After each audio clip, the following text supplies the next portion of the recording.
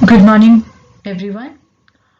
Literature Reader Lesson 4, The Luncheon, Part 2. So, in the previous PPT, we have already covered about the author, about the story and introductions to the story, and about the different elements of the story also in detail. Now, in this PPT, we will be covering the uh, textbook reading, the explanation of the text. Yes. Now about the story, the how when we analyze the story, by this time we assume you people have gone through the story. Now when you have read the story, you can see like the first part, as I said, it is at a play, it is at a theater only, and the story it is in first person narrative. When he starts with the sentence, I caught sight of her at the play, and in answer to her call, I went over during the interval and sat down beside her. So she is the one who is calling her, who is calling him during the play, and then during interval only this person, that is the narrator, he goes and sits beside her, and both the characters are introduced in the first part, like that this woman and this man also. And then on in the first part, it is just told like he has not recognized her actually in the beginning, and then if she has not mentioned her name, he would not have recognized her. Then she asked the question like, do you remember the first time I saw you? You asked me to luncheon.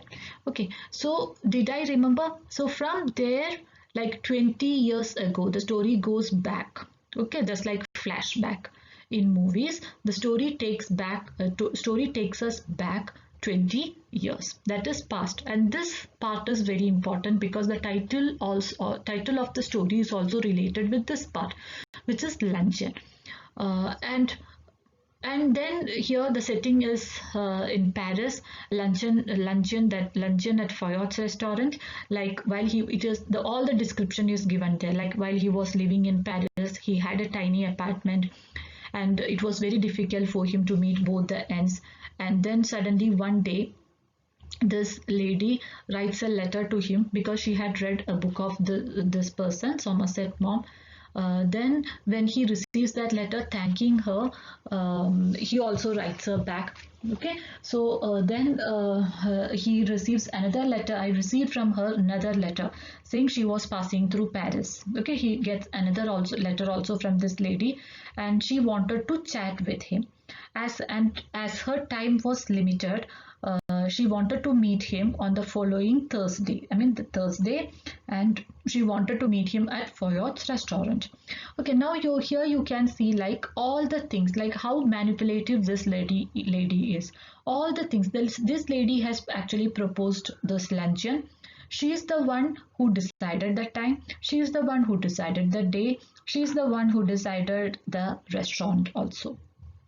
Now here, now it is also towards the end of page 29, it is clearly mentioned like Foyot's is a restaurant, and it was so far beyond my means that I had never even thought of going there. So actually, it is that restaurant where French senators and this kind of VIPs used to take food. So it was actually very difficult for a normal person or a middle class person to have food from there. And till now, it is said like he has never even thought about having food from there because he could not afford it. Now, coming to page number 30, here you can see like he has said when he mentioned like I had 80 francs to last me the rest of the month, and a modest luncheon should not cost more than 15. So he is very calculative. He always thinks about the the next month or the rest of the month also, and he decides like if he cut out coffee for the next 2 weeks, it would be possible for him to manage this. Okay, thinking all this after much calculation and everything, he decided to meet his friend. And then in this second part we come to that stage like where they both meet each other at this Foyot's restaurant only. And in that paragraph the writer gives a detailed description about this lady, and it is quite ironical. Irony, when we say, it is actually a literary device which we think about something and just opposite to that will happen, like quite opposite to it. Okay, so he thinks like so yes, so he thinks like yeah, so he thinks like the lady is very attractive and everything. So he thought like the lady is very young, but actually he found that the lady is very fat, and she had more teeth and everything. So because irony, it is a literary device actually, which is used where the words are used to convey a meaning that is opposite of its literal meaning. Because suppose if I say like you have not done homework and I'm telling like very good, so it can be a sarcasm or irony, just like that. Actually, I should not have said because you have not done the work, but I'm saying so use of words in such a way that is opposite of its literal meaning. So now like he thought about something like the very attractive kind of lady, and the irony is like he meets a person quite opposite to his thoughts. And she was in appearance imposing rather than attractive, and she gave the impression of having more teeth, white and large, and even than were necessary for any practical purpose. She was talkative also, and as this lady was talking more about him, he was also very much impressed. Then everything was okay till the menu card was brought in front of them, and he also finds like the prices were great deal higher than I had thought. This is how he says, like whatever that he has thought, the prices were also higher. But she reassured, making this by with this statement like, I never eat anything for luncheon, she said. Throughout the story, you can see the lady making this statement only, like, I never eat anything for luncheon. This is the next irony in the story. Though she makes this kind of statement, she orders many dishes at a time. Okay. And then again, we can see the etiquettes of a guest and a host, how you need to be, what are the good qualities of a guest and what are the good qualities of a host also. And to be specific, the lady that is mentioned in the story, she is not at all a good guest, whereas the writer proves to a perfect example for a good host. Because though the lady tells like I never eat anything for lunch, and he says very generously, he says like oh, don't say that, eat something. And though he is to some extent he was very tensed, he was angry also, but then also he was not showing it, and he tolerated this lady. And then she orders fish, and that too salmon, which is a costly fish. You can see the picture of salmon in this slide. And then it was not the season of salmon also, so you can expect that price.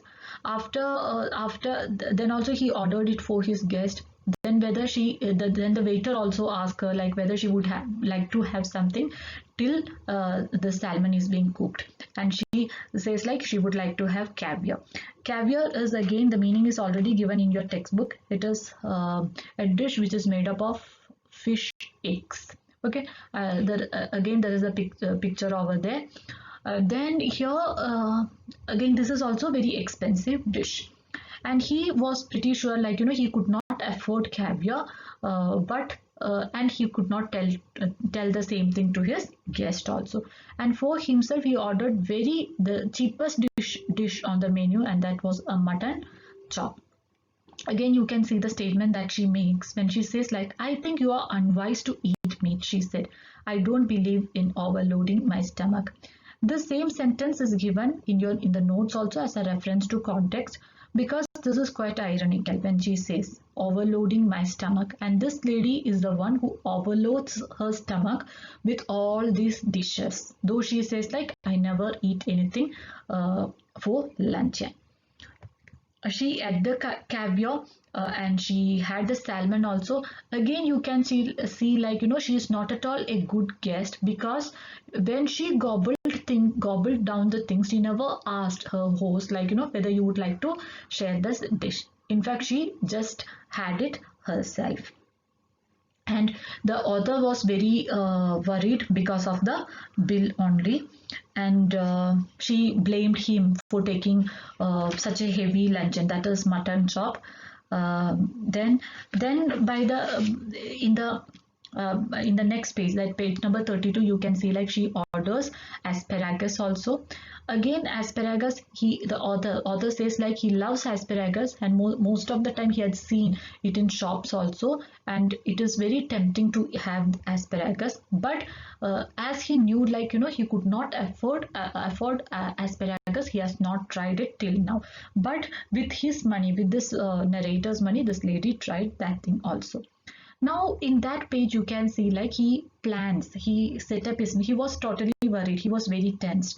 Like, I knew exactly how much I had, and if the bill came to more, he says like I made up my mind that I would put my hand in my pocket and with a dramatic cry said start up and say it had been picked. Okay, and throughout you can see like he never wanted to take money from her also, because he feels like it is against that etiquette. And then he thinks like suppose if it was not possible for him to pay the bill, he would do like this, he will just cry and will say like his money has been picked, and then she will offer the money.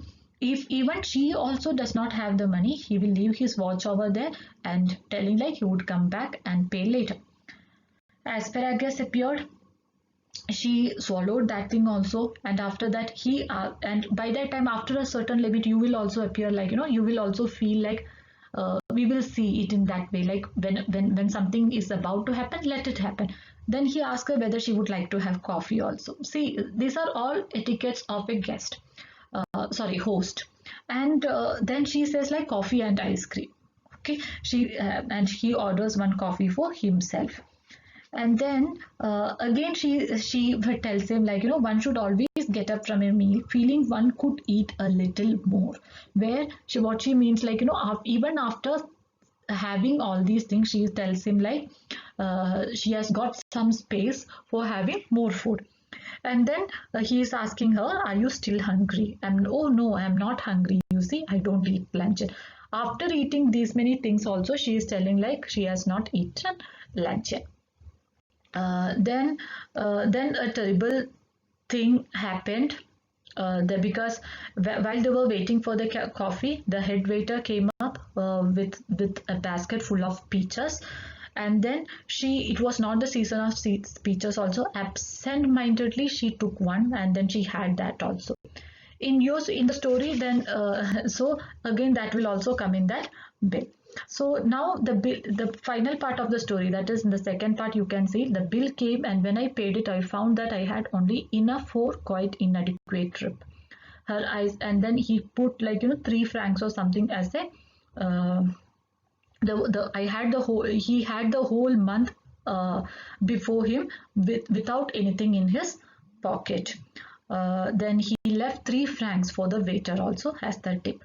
And then while they were parting, she tells him like follow my example and never eat more than one thing for luncheon. And he said I will do better than that. Again irony, why? Because what he means like because he does not he cannot, he has no money to afford anything for the rest of the month. Humorist, she cried gaily jumping into a cab. So this is the second part of the story. After that we come to the third part, which is the last paragraph of the story. Again at the play, the writer feels like he has taken revenge, because when he says I do not believe that I am a vindictive man, but when the gods take a hand in the matter, it is understandable to observe the result with satisfaction. He feels like God has punished that lady, though he is not revengeful. God has taken God has punished this lady because she has become very fat. Today she weighs, that is 21 stone. So that's how the writer feels that he had taken the revenge. So this is the summary or the explanation of the story. So in this PPT we have covered the reading of the textbook in detail. So this is part 2 of the video, the Luncheon. So one more PPT will be sending to you where we will be covering the character sketch and the themes. Thank you.